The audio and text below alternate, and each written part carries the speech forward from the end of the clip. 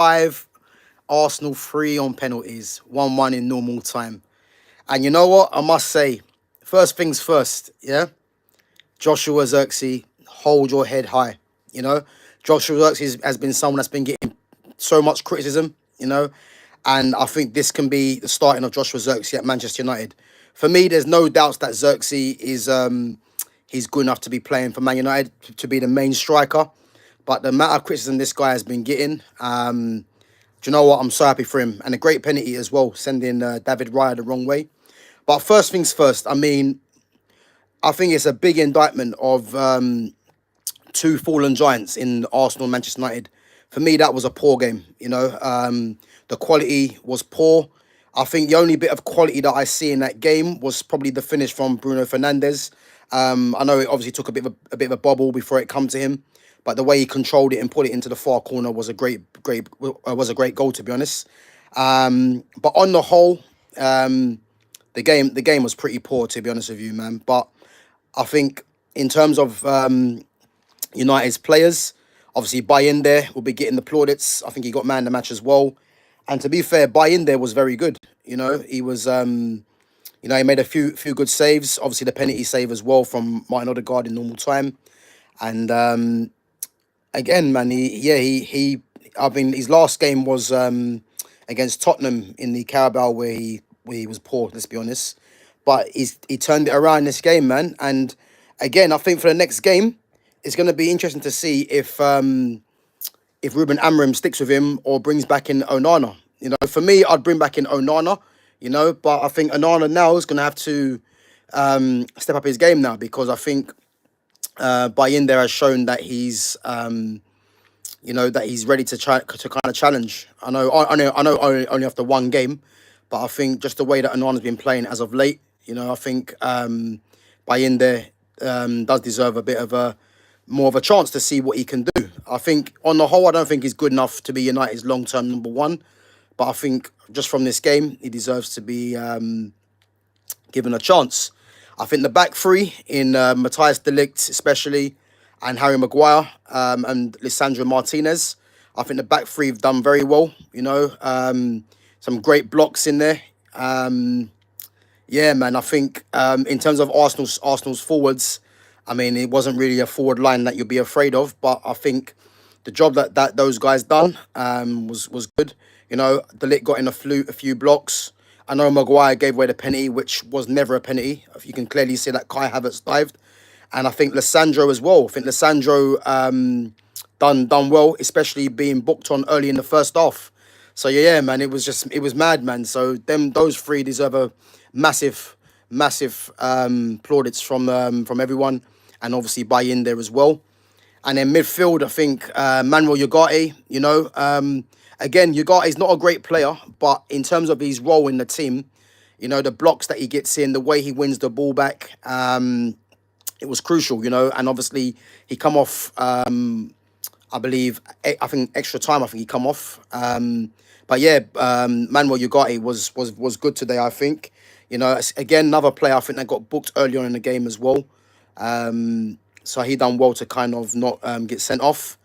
And then Kobe Minu, again, I want to see Kobe playing further forward, but Kobe was okay, I think. I think Kobe's just going to be one of those players that we're not going to see the best of him until he's playing in his rightful position for me. So I'm not sure what Amorim's going to do. It looks like Amorim's never going to play him in his position. But for sure, man, he was he was good today. Not outstanding, but I think he done his job. But yeah, I want to see him being playing further forward, but it's unlikely that's going to happen. So we have to just wait and see on that one. And then we go to the wing backs. I thought Mazraoui was very good today. I think the good thing with Mazraoui, he's very adaptable. Defensively, there's no issue there. Attacking wise, obviously he's not the greatest going forward. But what a player to have as part of the squad. And for me, I'm just interested to see United just improving on the key areas of the pitch. And I think them wing back positions are crucial for me. Dallo on the other side, obviously Dallo got sent off. For me, when I see Dallo going in for the tackle, I immediately said, "You're on a yellow card. Don't do anything silly." And the fact that for me, he didn't really touch Mikel Marino. But again, you're giving the referee a decision to make, and the fact that you're on a yellow card is pretty poor, really. Let's be honest. So I think Dallo, I think hasn't really been great as of late as well, and then I think that that him diving in there was poor. So yeah, and obviously he put the team under pressure as well. So yeah, it's mad. But going from the front three, when I see this front three line up, I thought, why is Amarin playing his front three? And again, nothing changes really. I know Bruno got the goal. I know Garnacho was the one that gave him the assist, but those three in them positions again. When Bruno went deeper, Bruno was slightly better, but those two in Hoyland and Garnacho, I don't know how many times we have to keep saying this, but those two are not good enough. They're nowhere near good enough. Hoyland just needs to be a bench player from now on. I'd make Joshua Xerxes the main striker till the end of the season. Hoyland as the bench option, and I think Hoyland will probably do better from the bench where he can be a bit more fresher, and use his pace. That I keep hearing he's got, which never gets shown.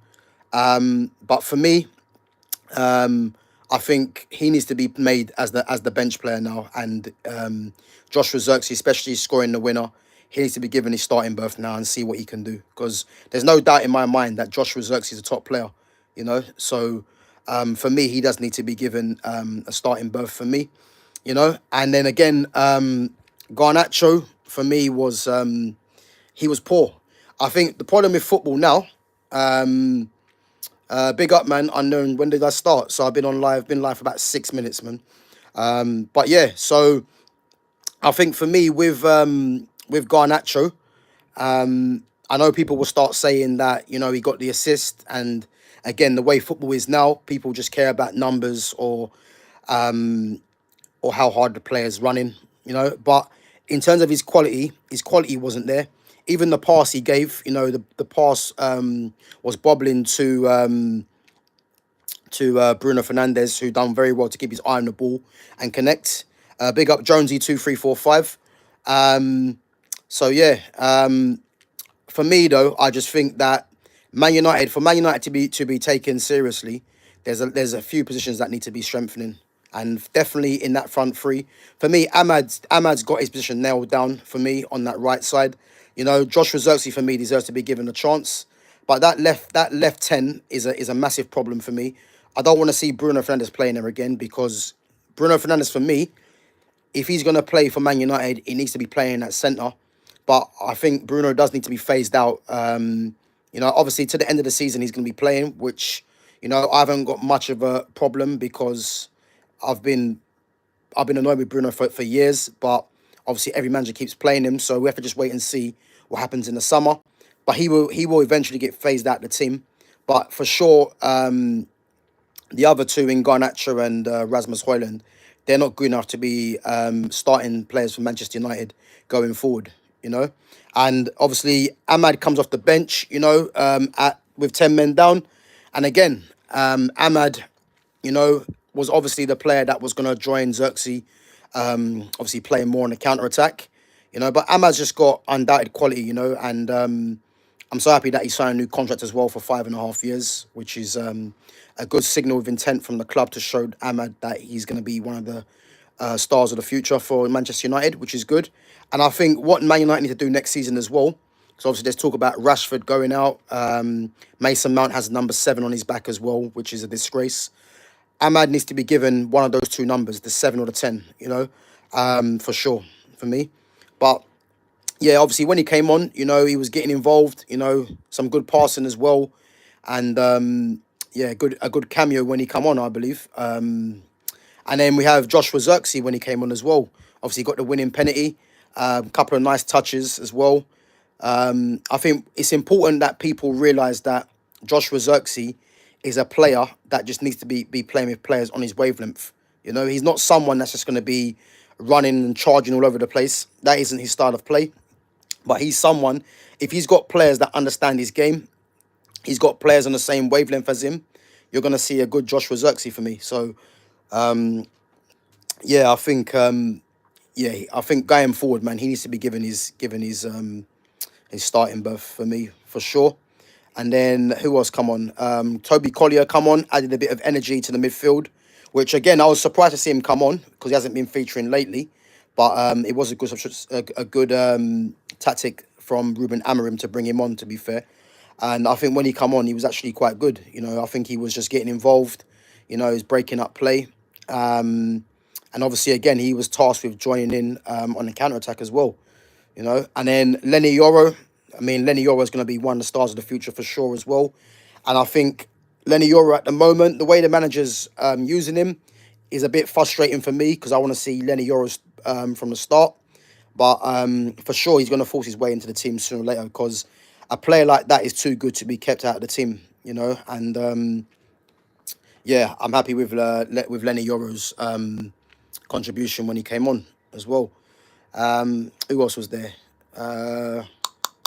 Malasia. Yeah, Tyrone Malasia. You know, I like Malasia. Big up Divine Shearer. Big up. Malasia for me. I'm a fan of Malasia. You know, I think Malasia can do two roles. I think he can play as a left-sided centre back because I think in those roles there, the left-sided centre back and the right-side centre back, you need players that are quick in the wide areas. You know, and I think Malasia's style of play, you know, he's very tenacious. You know, he's very good defensively in my opinion as well. You know, I think obviously he's been injured the last for the last few months, and obviously he's got to try and find his way back into the team. But I'm someone that I wouldn't get rid of Malacia for sure because I think he's got a lot to offer. You know, and for me, Man United need to bring in Nuno Mendes, and I think bringing in Malacia as a backup to Nuno Mendes would be good because I think both of them can play as left side centre backs if need be, and both of them obviously can play as left wing backs. You know, so I'd like to see Malacia stay. Obviously, there is talk about Como, obviously, who's managed by Cesc Fabregas, being in for him. But I'd like to see him I'd like to see Malacia stay and be given a chance. To be fair, because I rate Malacia highly. I think he's not someone that I think going forward, I don't think he should be a main starter if you're going to be bringing in the likes of a Nuno Mendes, for example. But I think as a squad rotation option, you know, I think he'll be good. And again, he's someone that in the wide areas he's very quick. So and United need that, especially on the left hand side. You know, so yeah, I was very happy with his contribution. I think he marshalled Raheem Sterling very well. So yeah, guys, man, Manchester United 5-3 on penalties. You know, I think if it's the one team, I would say it's Arsenal. You know, because for me, yeah, obviously I've got a few Arsenal friends. They know who they are, and I mean, I remember one guy was telling me that Arsenal will be winning the trophy before United, and that was about 2 seasons ago. And look what's happened. So yeah, man, I'm just happy that United are the team that's knocked them out. And for me, this ends Arsenal's season now because they're 2-0 down in the Carabao Cup first leg against Newcastle, and deservedly so. And obviously United have knocked them out. And then for me, they're not winning the league. And I think in the league, I think they're battling for top four. If I'm honest, because I think I think Chelsea will come back into it, and don't count out Man City. I've been saying this. Man City are not out this title race. I can tell you that for free because I think Man City are gonna start putting some wins together. Big up, passenger RP, man. Yes, United. Joshua Xerxes, man. Listen, Joshua Xerxes deserves the plaudits, man. He does. But yeah, so I think Man City are going to start putting some wins together. So I won't be surprised to see if Man City climb back up that table and challenge Liverpool for that title. You know, and you've heard it here first. I think I won't go. I'll go as far as saying because Man City are looking to be active in this January window. Obviously, they've agreed deals for Kusanov at Lens and Omar Mamouche, the top player at Eintracht Frankfurt. So I think, you know, they're going to put some wins together. I can just see it. So yeah, I think they're going to slowly climb the table, you know, so don't count them out. But as for Arsenal, obviously they're still in the Champions League. But again, I don't see them winning that. And it just shows you that, Bukayo Saka gets injured and arguably the team falls apart, So, yeah, like as far as Arsenal go, their fans are going to be in meltdown. And I ain't going to lie, I'm happy, because United have been struggling for too long. And hopefully, Ruben Amorim kind of brings the glory days back to United. I think for me, though, with Amorim, I'm still frustrated with the lineups he's picking. But I think, yeah, Arsenal do need a striker and a left winger. But again, I don't think Arteta. It's weird to see who he's going to target. But yeah, Arsenal have needed a few top players for a while, but they never seem to kind of go in for them. And again, they've been in for. They got Declan Rice, and to be honest with you, they spent 100 mil on Declan Rice, and he's not £100 million player. And what's he really changed? Let's be honest, he ain't changed anything for them really. Thomas Partey's still their best midfielder, you know. So they could have spent that money elsewhere, or probably got two players for the Declan Rice money, you know. But but yeah, enough about Arsenal, man. Not interested in Arsenal no more. But yeah, Manchester United going forward. I done my team for Manchester United. As I said, Ruben Amorim. I'm a massive fan of Amorim, but for me, Amorim needs to start. He needs to start waking up to who his best players are. Because there's still some selections he's making that I'm just not on board with. But again, until he gets his players, I suppose you got to kind of run with it. But I done my team for the next in the next couple of seasons. That again, I want to see Man United be active in these transfer windows, and my team was. So I'm going to stick with Onana in goal. I do believe Onana will come good eventually, but my team was Onana in goal, and the three at the back was Lenny Yoro as a right side centre back, and then the left side centre back was Nuno Mendes. Again, two players that are good in wide areas, and again Nuno Mendes can play as a left wing back, and then my centre back was Matthias De Ligt. So that would be my starting three. Sorry, Ronald Arroyo from Barcelona. I think Arroyo will be available, and I think if United can get Ronald Arroyo, and then have him and Matthias De Ligt as part of their centre backs, I think United will be looking good. I know Arroyo obviously has had a few injuries, but I think he might be available in the market, and I think United need to go and target someone like him. I think with Ronald Arroyo, for me, he's the closest player in terms of dominance and the way he plays to Virgil van Dijk for me. Yeah, well, passenger. I think Arroyo does want high wages. We'll have to wait and see, but I think obviously he has been a bit injury prone as of late.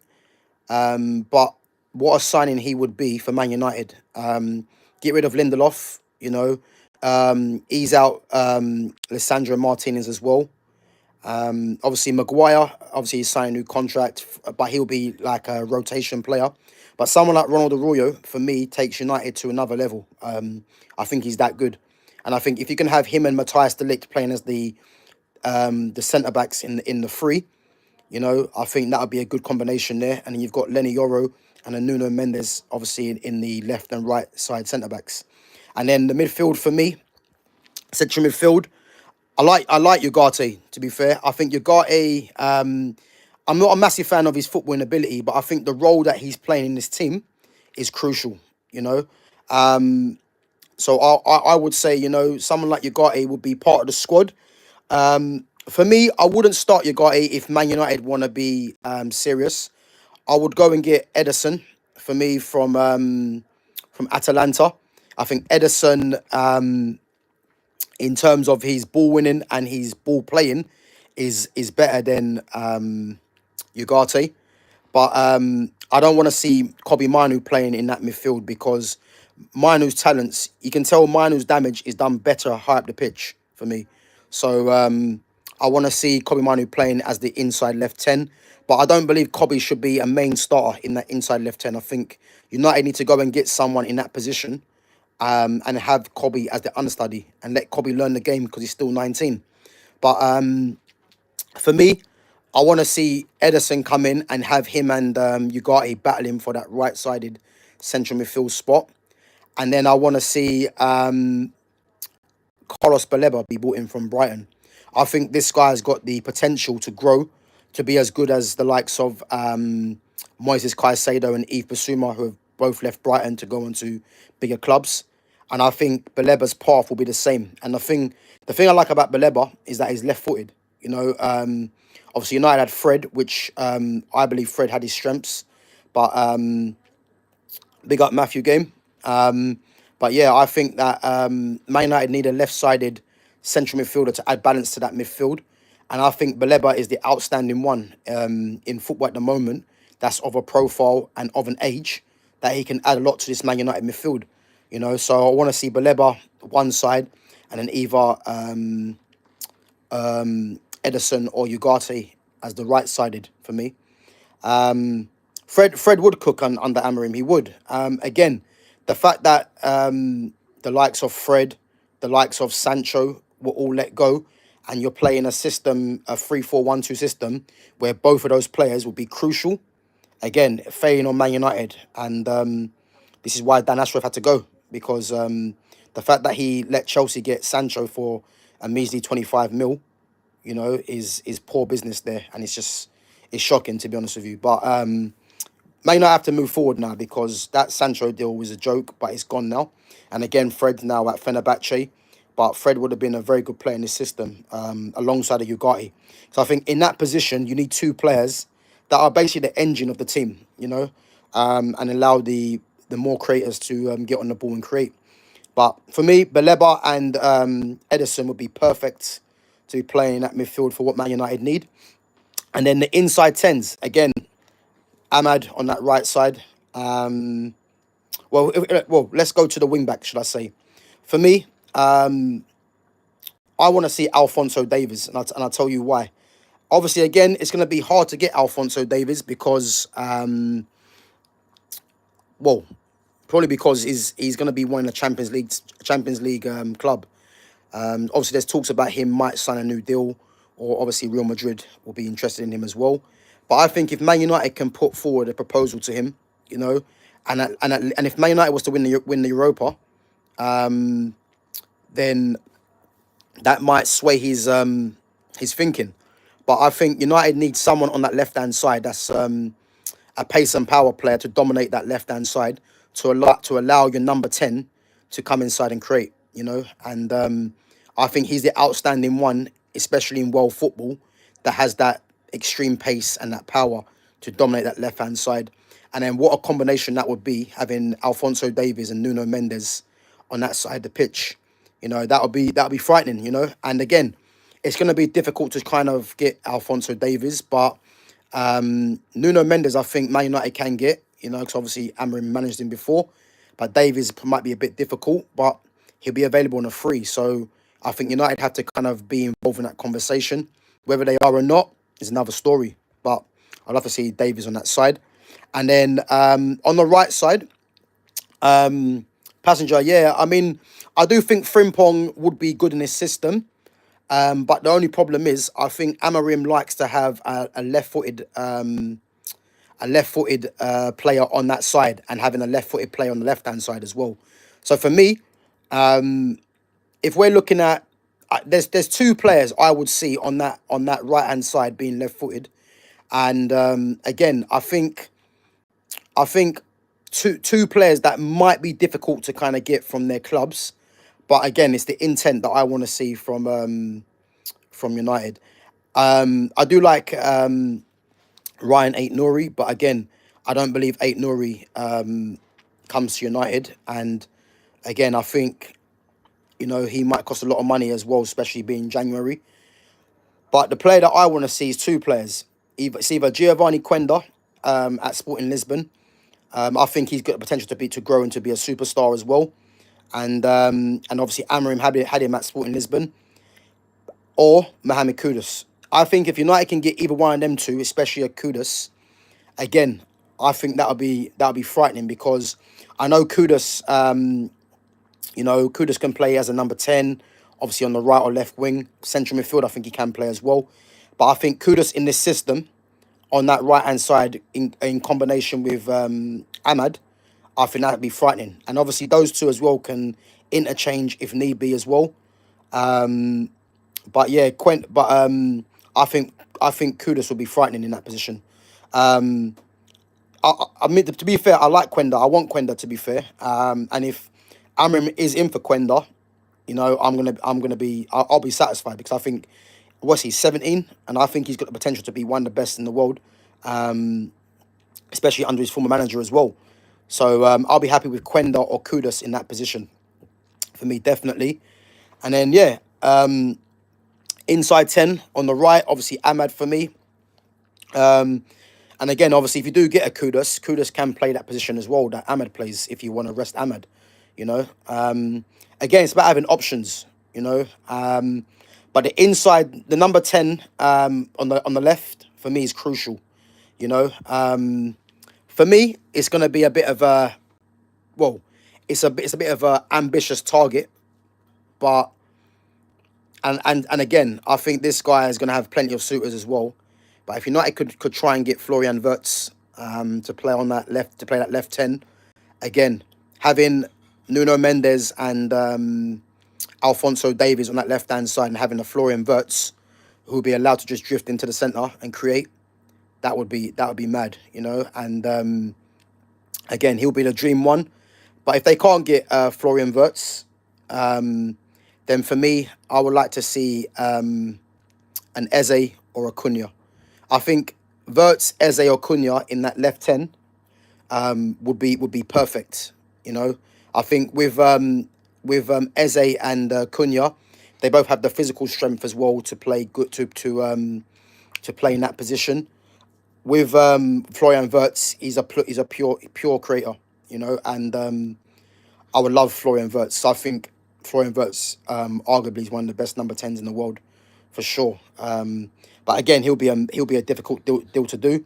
The only way you do a deal with Florian Wirtz is if United get Champions League. Really, I think, and that means them winning Europa, which again United should be aiming for. You know, you know what? Wirtz going to Real Madrid under Xabi Alonso. I can see that. The only problem I think there is that if I'm Florian Wirtz, I would think twice because Real Madrid have a lot of midfielders. You know, they've got Bellingham who's playing at 10, who again isn't better than Florian Wirtz, but again he's on a lot of money. You know, and obviously his PR is good, but he's nowhere near the level of Florian Wirtz for me. Arda Güler as well, who's a top player and he isn't getting any game time. You know, and the midfield. I mean, Eduardo Camavinga for me, obviously ain't number 10. But if United could get Camavinga, I'll tell you now, which again, I've heard reports of Camavinga being unhappy, but if United could get their hands on Camavinga, I'll tell you now, that would be a game changer for me. You know, I'll start taking United seriously again. But obviously got Camavinga, they got Valverde, even Brahim Diaz as well doesn't really get too much game time. You know, Chouameni, he could be in the market this summer, which would be a great signing.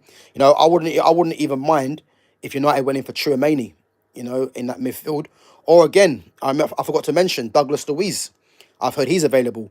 Do you know what? In actual fact, I would have Douglas Luiz and Carlos Baleba as the two central midfielders if United could try and get them two, and then have Ugarte again as the backup or as a rotation player if you can't get an Edison. But for me, Douglas Luiz being available, yeah, that would be a great bit of business, to be honest with you, because obviously Juventus doesn't really fit into Juventus' system.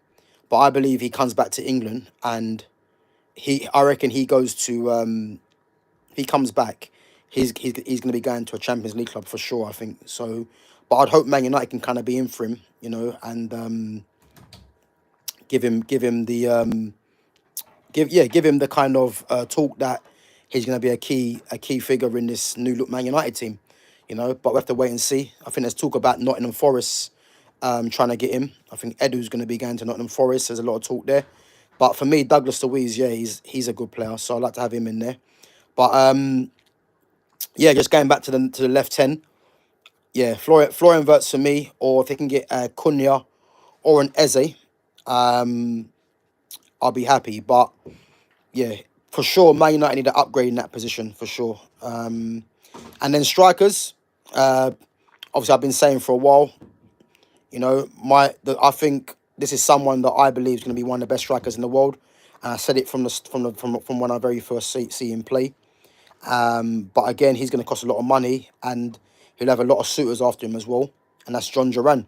I think if United can do a deal where they can get rid of Hoyland and get in a John Duran, again, I think United will be taken seriously because I believe John Duran at 21 years of age, I think he's going to be one of the best strikers in the world. I think he has everything to his game. Again, there's reports of PSG trying to get him, which ain't surprising. But yeah, for me, John Duran, he's a top player, man. And it'll be good to see if United can kind of test Aston Villa's resolve, really. I don't think Aston Villa will sell him for anything less than possibly 70 million. I think that'll be the rate. Again, he was available for less, but yeah, I think it's going to cost about 70 million to try and get him, especially with the lack of quality strikers in world football today. But I think he's someone in terms of his attributes. He's got everything. So he's going to be a wanted player in the summer for sure. You know. But yeah, if Man United can get John Duran, and have John Duran and Josh Zirkzee, two different profiles of strikers, then again, I'll be happy. So thoughts on Garnacho going to Napoli? Passenger, I don't believe that nonsense. Let me tell you one thing about Alejandro Garnacho. Yeah, he's PR and he's hype from a lot of these Manchester United fans is false. I've been watching football for almost, well, over 30 years. I've played football for Chelsea and Tottenham's academy as well, and I've been around football my whole life, and I feel that I have a good vantage point to see what players are good and what players are not. And I've always said about Garnacho, he ain't good enough. I think he's just got a good PR team behind him. He's got a lot of fans that don't really understand football, that see that because he's very energetic on the ball, they seem to think that he's better than what he is. And for me, I heard stuff about Napoli want to get Garnacho to replace Kvaratskhelia. If Napoli are that dumb to get Garnacho and give United 40 million, Man United should take that and run with it as far as they can, because to be honest with you, this guy ain't good enough, and he ain't good enough. Hoyland's not good enough, and it's not nothing to do with an agenda. I've just seen too much football to know that these guys are nowhere near the level. I've watched Man United through the years of having players come through the academy, players like Ravel Morrison, players like Giuseppe Rossi, obviously who was bought from Parma, Paul Pogba, even a Jesse Lingard and a Marcus Rashford, who ain't the level of Pogba, Morrison, and Giuseppe Rossi.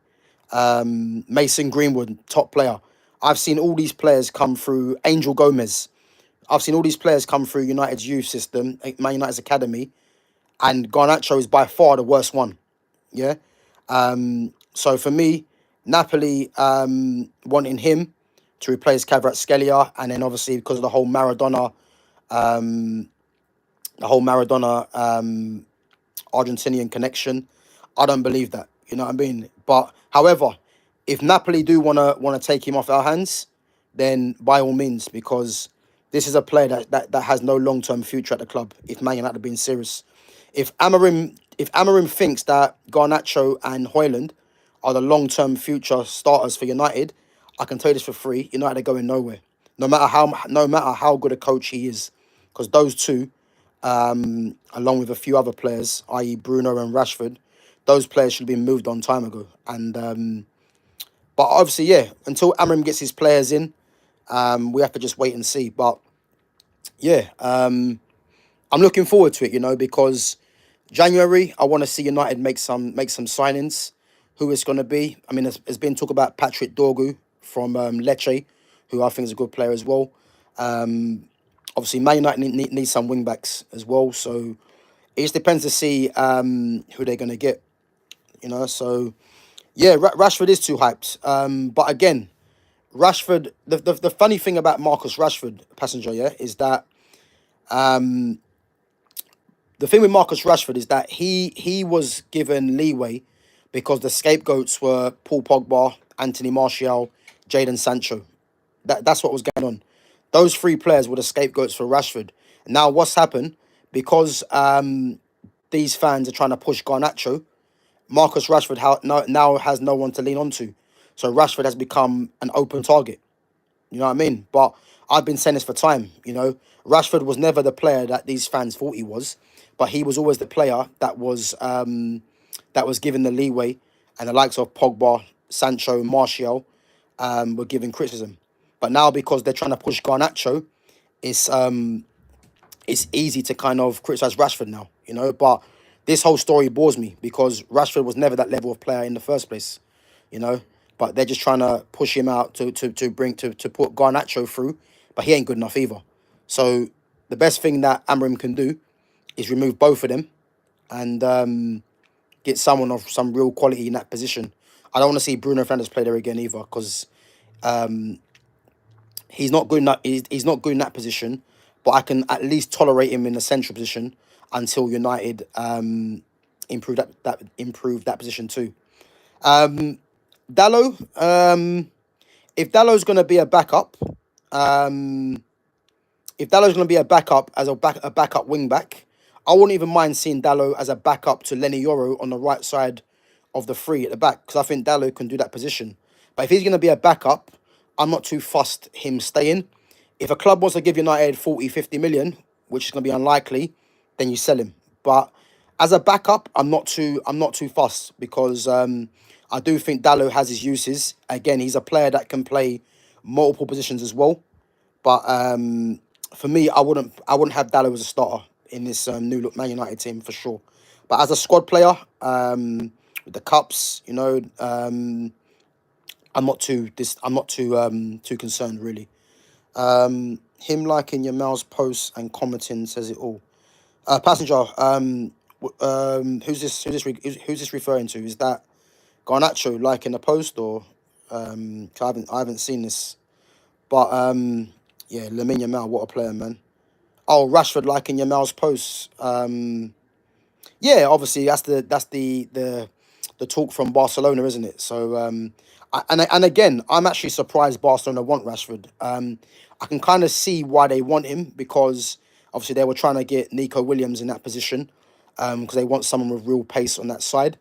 For me, I'm a bit annoyed that and again, if United could do a deal with this player with Barcelona, because I'm a bit annoyed that Ansu Fati hasn't been playing regularly.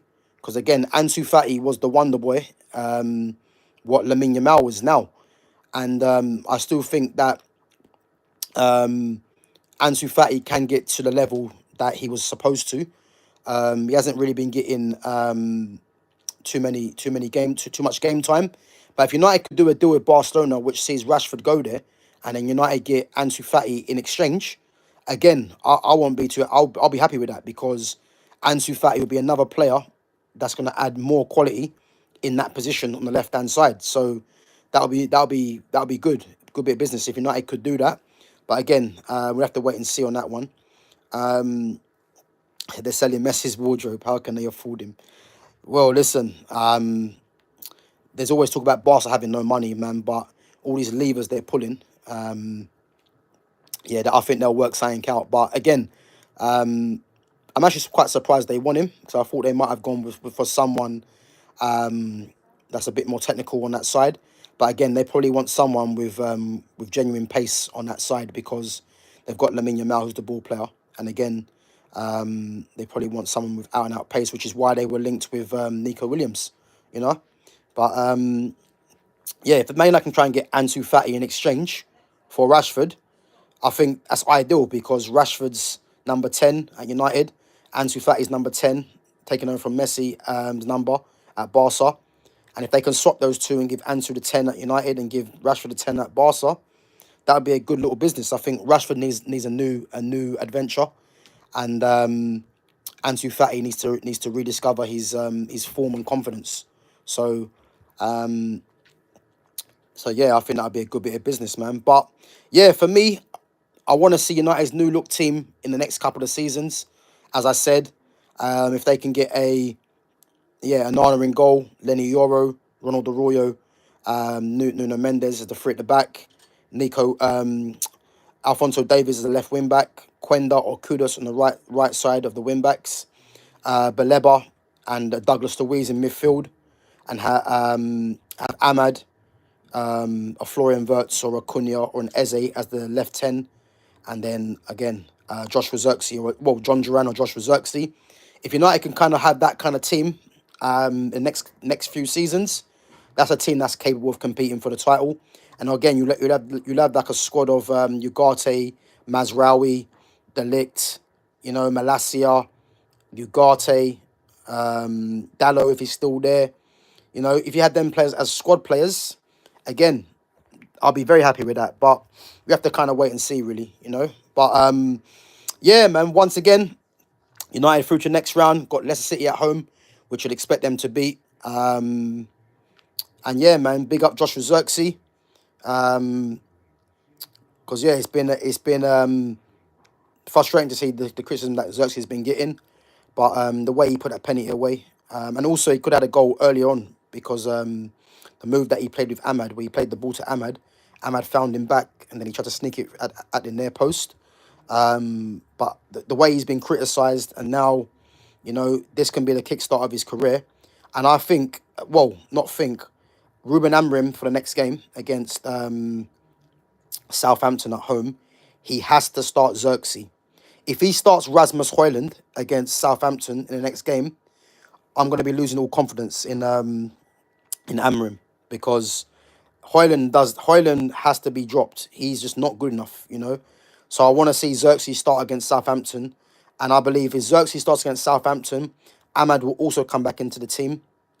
I'd expect United to dispatch of Southampton fairly comfortable. So I'll be looking forward to that. Last message before we bounce. So hopefully in your sign at least two players, we have a chance to win Europa. For me, passenger, it is essential that United sign at least a player in this window.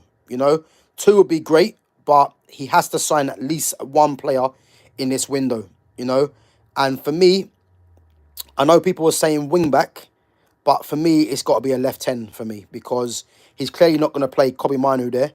Bruno's not good there. Garnacho isn't good enough. So he has to sign a left 10 for me. Whoever that's going to be, I don't know. I would like a wing back. So yeah, I mean, two players would be great, but I think that left 10 and that left wing back is essential for me. It's essential to get two players of quality in that position.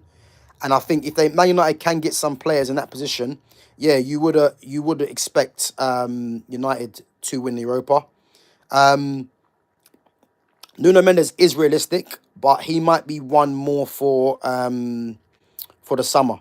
I think if United can kind of show their intent and offer a fee, because again, they might need the Nuno Mendes, and PSG might need the Nuno Mendes money to get Kvaratskhelia over the line. So if United can kind of just make an offer and give PSG something to think about, that would be a good start. But for sure, the left 10 or the left wing back is a must in January. United need to come out of January with signing at least one of those players in either position. If they don't, again, Man United are going to be in trouble for the rest of the season for me, because I think today's game is an indication of two poor teams that have fallen, and Man United played their part in that because it was a poor game. And again, Arsenal have fallen off as well. So yeah, it was poor. But yeah, just want to wrap up anyway. But big up Passenger for coming on, and yeah, man, we can look forward to the next round of United against Leicester City. United next game, I believe, is I think it's during the week. I can't remember if it's Tuesday or Wednesday against Southampton. No, sorry, it's on Thursday. Thursday against Southampton at home. I'd expect United to win that at least 2 or 3 nil. I think anything less than that would be concerning. So yeah, look forward to that game.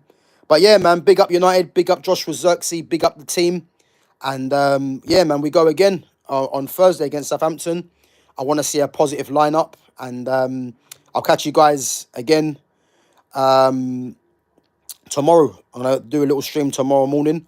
So yeah, make sure you're watching, guys. Smash that like button. Subscribe to my channel at GavGoesIn, and I'll catch you guys in a bit. Take it easy.